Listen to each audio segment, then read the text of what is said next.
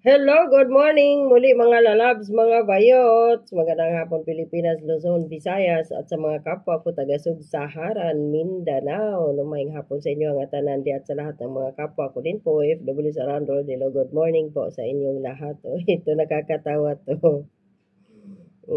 Isang loser. Hindi tanggap na talo. Ito si Bong Revilla mag-file daw ng cyber libel complaint against fake news peddlers. Fake news pala yung korte na pinapauli sa'yo yung may get 125 million ba yun? Nako. Sabi pa dito ng ABS-CBN Manila. Senator Bong Revilla Jr. said Monday he would file cyber libel complaints against 5 to 10 individuals who were allegedly behind social media posts that he claimed cost him a Senate slot in the midterm elections. Kailangan siguro mag-file talaga ng case against those people na dapat managot dito. Dahil hindi naman natin po pwedeng lokohin ang taong bayan. Hindi nga dapat po, hindi talaga ninyo pwedeng lokohin ang taong bayan kaya ka natalo. Nanalo ka lang dati, sumayaw ka ng budot. So, hindi na yun ngayon. Epektibo.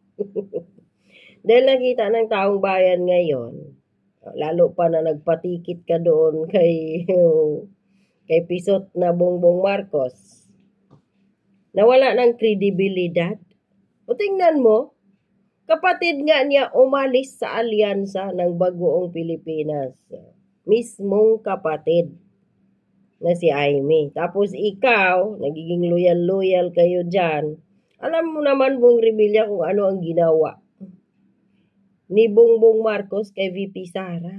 Inamin na yan, di ba? Ni yung Tiangco. At siyempre, Tubit Tiangco ba yun? Yung kanilang campaign manager nila ni Bongbong Revilla dyan sa Alyansang Bagoong Pilipinas. Na talaga daw humina. Nung una, malakas pa. Nung nagkaroon ng impeachment, si VP Sara, na nag-deny pa si Bongbong Marcos na wala daw silang pakialam na sa impeachment ni VP Sara, pinasa Congress daw ang mayroong nun. Pero number 1, nagpirma doon ang kanyang anak at inamin niya yun sa isang ambush interview. Ang kanyang anak ay naghingi ng pahintulot. At anong sabi ni Bongbong doon? Sige, gawin mo ang tama. So yun, sa impeachment yun. Tapos, ano pa?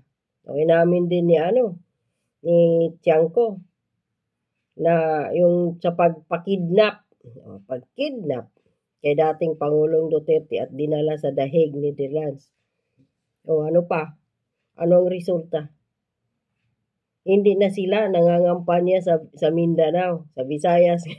Mayroong mga mangilan-ngilan na lugar doon dahil sinusunod sila yung tao. Tinatawag doon ang sinisigaw Duterte. Pahiya sila So ito ngayon, iba na naman ang drama dahil PILDE, talo sa election, magkakaso na tama.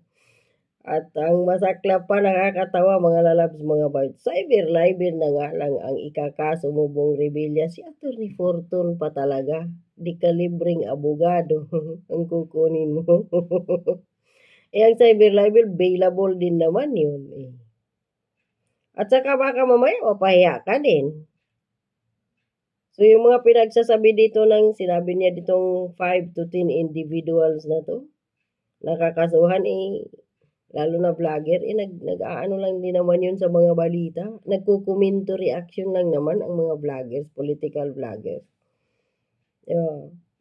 Nagbibigay lang din sila ng kanilang opinion. Masama ba yun? Hindi. Pero kayo, na nagnanakaw sa kaban ng bayan, nananawagan pa si dating Pangulong Duterte noon, open the book of your account. Pero wala man lang ni isa sa inyo tumalima. Hindi po ba? So, Mas pinagtatawanan ka patuloy ngayon ng taong bayan at sinasabing talagang talunan ka. Hindi mo tanggap. So sabi pa dito, in a separate interview, the senators lawyer Raymond Forton said Revilla would coordinate with the National Bureau of Investigation to identify the social media personalities and bloggers, especially those using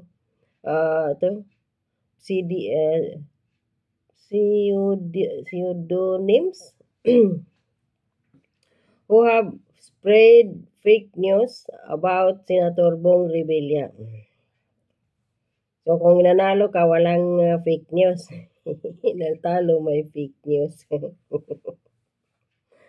Nako po. I have been told not to disclose the names of these individuals in this time because there is a need to vet them. But definitely Senator Revilla will be coordinating with the NBI to find out the bona fides of these people, sabi ni Porton. He said the Revilla camp has secured materials that would be submitted to the NBI for proper coordination and was vetting who would be charged. Revilla's team may file the complaints in 2 weeks. But what will happen first in that once is it is vetted. We will choose kung sino yung the ones who deserve really to be charged and who would be made responsible for this. Sabi ng abogadong si Raymond Forton. He noted that one post accused of Revilla of saying di ko pa rin isusuli ang 124 million. Manigas kayo. Baka naman siguro sinabi mo din yun. Bong Revilla.